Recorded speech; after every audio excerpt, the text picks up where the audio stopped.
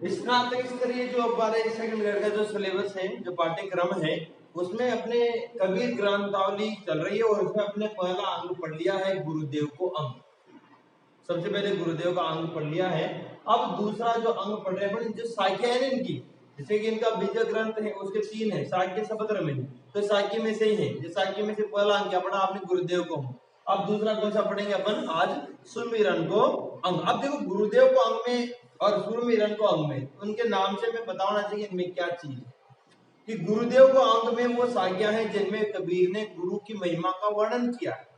तो आप ये चीज ध्यान रखिए, सेकंड ग्रेड में ऐसा प्रश्न आता है कि गुरु नीचे वो साखी दे देगा और पूछेगा कि ये साखी कबीर के किस अंग से ली गई है या किस अंग की है। तो आपको बताना होगा भाई ये गुरुदेव को अंग की है, सुमिरन को अंग की है, जो आगे आएंगे उनकी है। तो जैसे गुरु की महिमा का वर्णन हो, अगर ऐसी साखी आपको मिले तो वहां पर आप कौन से लगाओगे, गुरुदेव को अंग की साखी। जैसे कि अपन ने पढ़ा था कि गुरु की महिमा अनंत अनंत किया उपकार, हाँ गुरु समान को सका, ऐसी कई सारी चीजें हैं। तो गुरु गुरु का नाम आता है उसमें बार बार, तो उससे हमें पता चल जाता है। अब आज पढ़ेंगे अपन सुमिरन को, उसमें 30-32 शाखियां हैं, तो उनको आप इस हिसाब से ध्यान रखना। उसमें कुछ कुछ ऐसी चीजें आएगी जिससे आपको पता चलेगा कि सुमिरन को अंग के में से ली गई है। कैसे पता चलेगा कि इसमें भगवान को सुमिरन किया गया, भगवान का सुमिरन किया गया है। सुमिरन करना मतलब स्मरण करना, भगवान को याद करना, भगवान को पुकारना। बस इसमें यही कहा गया कि हे मनुष्य तू स्मरण कर ले, हे मनुष्य तू ईश्वर को स्मरण कर ले, राम नाम का ध्यान कर, राम नाम का ध्यान कर। यही एक चीज आएगी पूरे 32 के 32 साइकिल में। तो उससे ही आपको ध्यान रखना, जैसे कि नाम एक शब्द आएगा नाम, एक आएगा सुमिरन, स्मरण, ध्यान, ये चीजें इसी के पर्यायवाची। तो ऐसे जहां पर भी अपने को शब्द मिले उसमें साखी में, तो उसको आपको क्या लगाना है कि ये सुमिरन को अंग से है, लगभग आपको पता चल जाएगा। तो देखिए आज इसको शुरू करते हैं। ये द्वितीय अंग है भाई, है ना। पहला अंग अपने पढ़ लिया है गुरुदेव को अंग, आज अपन पढ़ रहे हैं सुमिरन को अंग, जो कि इनका दूसरा अंग है। देखिए इसकी पहली साखी क्या है कि कबीर कहता जात हूं सुनता है सब कोई, राम कहे भला होएगा नहीं कर भला न होए। देखिए सबसे पहले उन्होंने गुरु की महिमा का वर्णन करते हुए कहा, सॉरी ईश्वर का स्मरण ध्यान करने के लिए कहा है कि अगर उनका ध्यान नहीं करोगे, आप उनका नाम स्मरण नहीं करोगे तो आपका भला नहीं हो सकता। जब तक आप ईश्वर का नाम स्मरण नहीं करोगे तब तक आपका भला नहीं हो सकता। चाहे आप कितने ही दूसरे पुण्य कर लीजिए, धर्म कर लीजिए, कितने ही धर्म कर्म कर लीजिए, अगर आप भगवान के नाम का स्मरण नहीं करते हो तो आपका उद्धार नहीं होगा। ये कह रहे हैं यहाँ पर कबीरदास। तो देखिए कि कबीरदास जी कहते हैं कि मैं यह बात निरंतर करता रहता हूँ। कबीर कहता जात हूँ, इसका मतलब क्या है कि मैं यह बात निरंतर करता रहता हूँ, सुनता है सबको, और मेरी इस बात को सभी को सुनते हैं, संसार के सभी लोग इस बात को सुनते हैं। राम कहे भला होएगा, और मैं क्या बात क्या कहता हूं कि राम कर, यानी कि राम नाम का स्मरण कर, राम नाम का ध्यान कर, इसी तेरा क्या होगा, भला होएगा, नहीं तर भला न होए। अगर तू राम नाम का स्मरण नहीं करेगा, नहीं तर यानी कि अन्यथा, तो तेरा भला नहीं होगा, अन्यथा तेरा भला नहीं होगा। कि कबीर कहता जात हूं सुनता है सब कोई, राम कह भला होएगा नहीं तर भला न होए। कि कबीरदास जी कहते हैं कि मैं सबसे कहता रहता हूं कि राम नाम का स्मरण करो, इस बात को सभी सुनते हैं, और अगर आप राम नाम का स्मरण नहीं करेंगे तो आपका भला नहीं होगा। अब मैं तो सबसे कह देता हूं, लेकिन संसार में कुछ ही लोग हैं जो इस बात को मानते हैं, कहीं तो सुन के इधर से इधर निकालते हैं, राम नाम का स्मरण नहीं करते हैं, तो उनका भला कैसे होगा। भाई मैं तो सबसे कहता हूं, लेकिन उसको मानते कुछ ही लोग हैं, और जो मानते हैं उन्हीं का भला होगा, बाकी का भला थोड़ी हो सकता है। तो राम नाम का स्मरण, आप देखो आ गया ना शुरू में, स्मरण करो, राम कह भला होएगा कि राम नाम का मतलब इनका स्मरण कर, ध्यान कर। तो इससे आपको पता चलेगा कि इसका किस अंग से लिया गया है, सुमिरन को अंग से लिया गया। आगे पहली साखी समझ में आपको, ठीक है। दूसरी साखी देखिए, कबीर कहे मैं कथी गया ब्रह्मा महेश, राम नाम तत्सार है सब काहू उपदेश। फिर देखिए आप, राम नाम, एक नाम में ऐसे शब्द आएंगे, नाम स्मरण ध्यान सुमिरन, तो आगे ना राम नाम तत्सार है।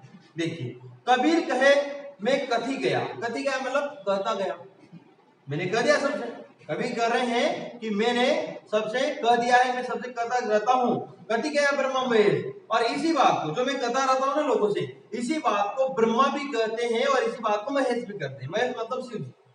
कबीर कहे मैं कथी गया यानी कि मैं भी कहता रहता हूँ, और कथी गया ब्रह्मा महेश, इसी बात को ब्रह्मा जी और महेश यानी कि शिव जी भी कहते रहते हैं। बात एक ही है, क्या कहते रहते हैं कि राम नाम तत्वसार है, कि राम का नाम ही तत्व का सार है, यानी कि जीवन तत्व का पूरा सार किसमें है? राम नाम। राम नाम ही तत्वसार है, कि इस बात को ब्रह्मा विष्णु भी कहते हैं, तो ब्रह्मा महेश भी कहते हैं, और मैं भी कहता हूं कि राम नाम ही तत्वसार है, राम नाम में ही पूरे जीवन का सार है। सबका उपदेश सभी यही इसी बात का उपदेश देते हैं, चाहे ब्रह्मा जी कहे, चाहे महेश कहे, चाहे मैं कहूं, हम सब यही बात करते हैं कि राम नाम में ही तत्व सार है, पूरे जीवन का सार इसी में। अगर इसका ध्यान नहीं करोगे तो आपका भला नहीं होगा। आगे आपको समझ में, आगे देखिए आप।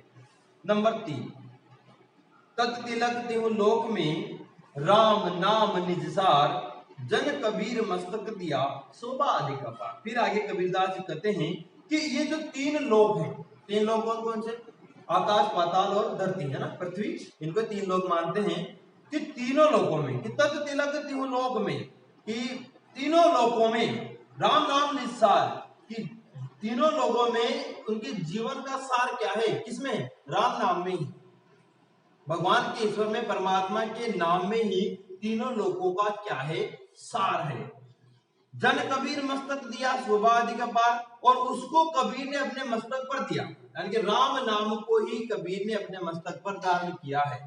शोभा अधिक अपार, और इससे कबीर की शोभा और ज्यादा बढ़ जाती है। अपार, इसका कोई पार नहीं पाया जाता, ऐसी शोभा हो जाती है। कि तत् तिलक लोक में, कि तीनों लोकों में लोग, कई लोग तो क्या है, सांसारिक माया मोह के जाल में फंस जाते हैं और उनका ध्यान स्मरण करते रहते हैं, तो उनका उद्धार नहीं होता। राम नाम ही निस्सार है, राम नाम ही इन सबका सार है। अगर उसका आप ध्यान नहीं करोगे तो आपका उद्धार नहीं होगा। तो कबीरदास जी कहते हैं, जन कबीर मस्तक दिया, कि कबीरदास जी ने तो अपने मस्तक पर राम नाम को धारण कर लिया है।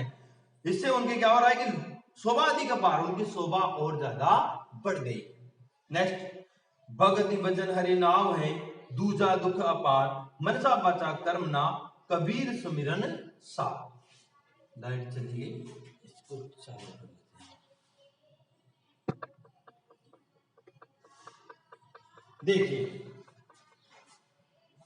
हाँ, चौथा है ना, कि भगति भजन हरि नाम है, दूजा दुख अपार, मनसा बचा कर्मणा, कबीर सुमिरन सार। इसका देखिए, वाचा का मतलब वचन से, वाचा या वचन से, मनसा मन से, कर्मणा कर्म से, है ना, मन से, वचन से, कर्म से, ये है। तो ऐसे शब्द ज्यादा कठिन नहीं है इसमें, है ना।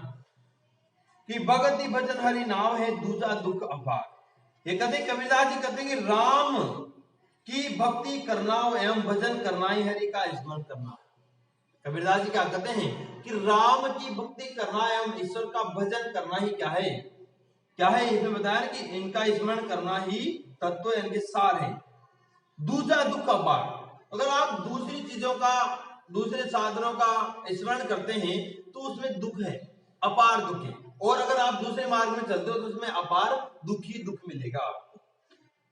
मनसा बाचा कर्मना, कबीर सुमिरन सार। कबीरदास जी कहते हैं कि मैं तो मन से, वचन से, कर्म से, सुमिरन सार, भगवान यानी कि ईश्वर परमात्मा राम का नाम स्मरण करने में ही जीवन का सार मानता हूं। कि ये है मनुष्य, तू मन से, वचन से और कर्म से केवल और केवल किसका नाम स्मरण कर? राम नाम को स्मरण। अब राम का मतलब ये नहीं कि भगवान राम ही है जो अपने रामचरितमानस में आते हैं। राम नाम का मतलब है परमात्मा। यहाँ पर कबीर तो क्या थे? सगुण मार्गी थे, निर्गुण मार्गी थे। निर्गुण मार्गी थे कबीरदास जी, निर्गुण मार्ग थे। वो मूर्ति पूजक नहीं थे, विरोधी थे। लेकिन राम का मतलब वो मानते थे कि परमात्मा, ईश्वर एक में नहीं, वो सभी को इसी में मानते थे, सभी का स्वरूप मानते थे, इसकी कोई मूर्त नहीं है। तो यहाँ राम से मतलब परमात्मा है इनके लिए। तो यहाँ पर आ गया, आगे देखो, मन से, वचन से और कर्म से है मनुष्य, तू किसका सुमिरन कर? राम नाम का सुमिरन कर, यानी कि परमात्मा का सुमिरन कर। भगति भगत हरि नाम है, और यहाँ पर नीचे कहा कि हरि का नाम स्मरण करना ही भक्ति करना है। दूजा दुख अपार, और इसके अतिरिक्त जो अन्य साधन अन्य चीजें हैं वो अपने को अपार दुख प्रदान करने वाली है। आगे देखिए नंबर 5, कबीर सुमिरन सार है और सकल जंजाल, आदि अंत सब सो दिया, दूजा देखो काल, दूजा देखो काल।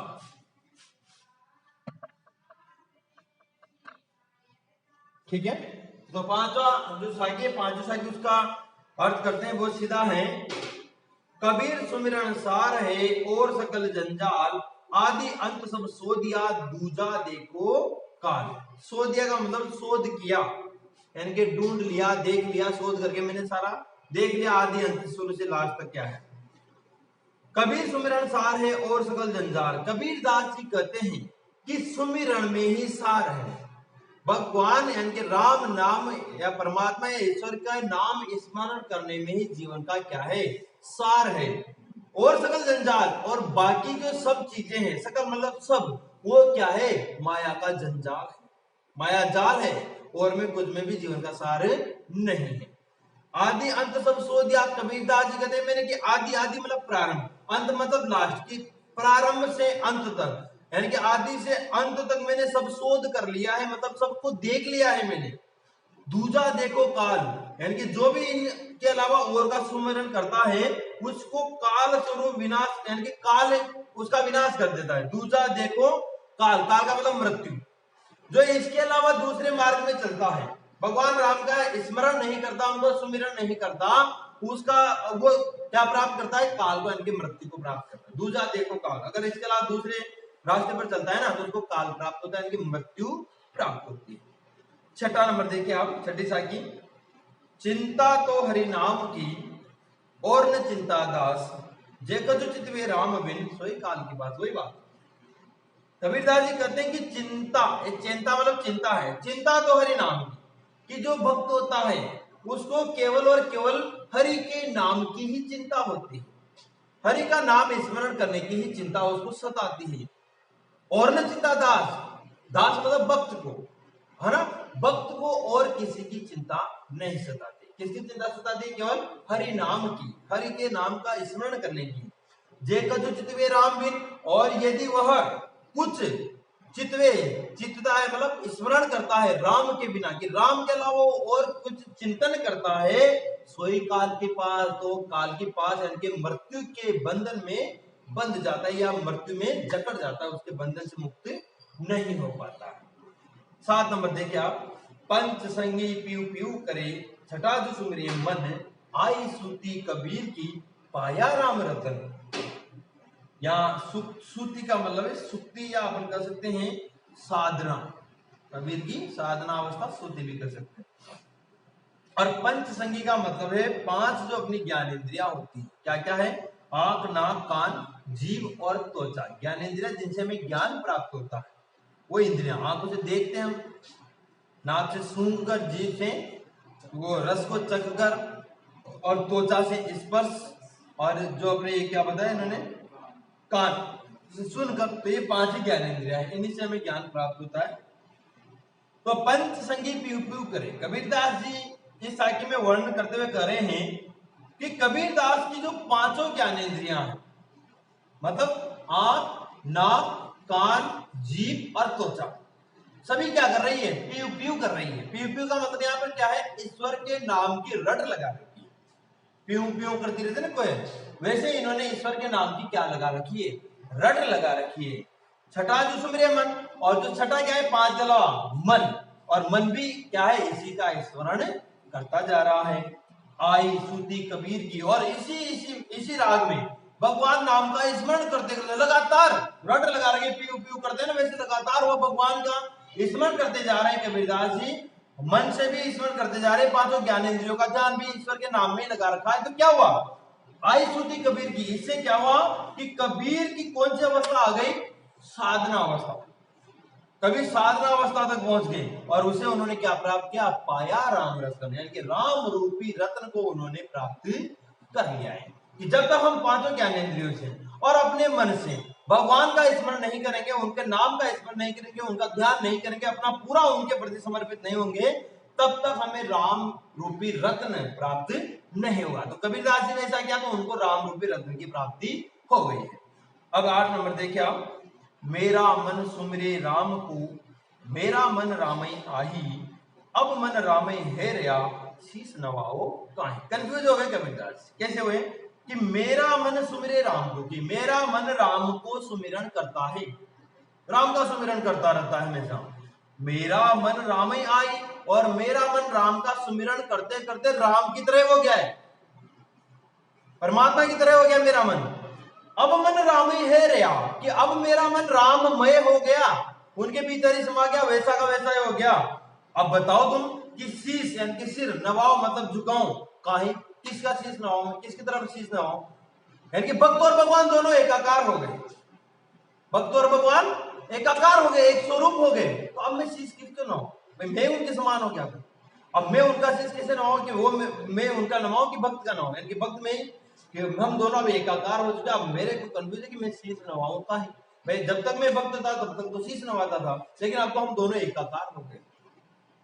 तो यहाँ पर कहा कि शीश नवाओ काहे, कि अब किसके सामने शीश नवाओ। आगे देखिए 9 नंबर, बहुत ही अच्छा है, तू करता तू बया, मुझ में रहे न हूं, वारी फेरी बली गई, जित देखो तित तू। इसका बहुत ही अच्छा भावार्थ है। यहाँ वारी फेरी का मतलब प्रदक्षिण देना, यानी कि वो चारों तरफ घूमना एक तरह से। तो यहाँ देखो, तू करता तू बया, यहाँ तू आया ईश्वर के लिए, कि हे ईश्वर, कबीरदास जी कह रहे हैं कि हे ईश्वर, तुम्हारा नाम जपते जपते मैं भी तुम्हारे स्वरूप में ही क्या हो गया, विलीन हो गया। तू करता तू बया, यानी कि मैं तुम्हारा नाम स्मरण करते करते तुम्हारे में ही मैं भी क्या हो गया, विलीन हो गया, तेरे स्वरूप में ही मिल गया। मुझ में रही न हूं का मतलब है कि मैं का मतलब अहंकार, कि तू करता तू है, कि मैं तुम्हारा नाम स्मरण करते करते तुम्हारे स्वरूप में विलीन हो गया, और अब मुझ में, तेरे स्वरूप में विलीन होने के कारण मुझ में रही न हूं, कि मेरे अंदर जरा सा भी अहंकार नहीं रहा, बिल्कुल अहंकार मिट गया है। जब व्यक्ति के हृदय से, अंदर से, मन से अहंकार खत्म हो जाता है, तो वो व्यक्ति परमात्मा स्वरूप ही हो जाता है। तो इन्होंने कहा कि मेरे मन से अब अहंकार बिल्कुल मिट गया है।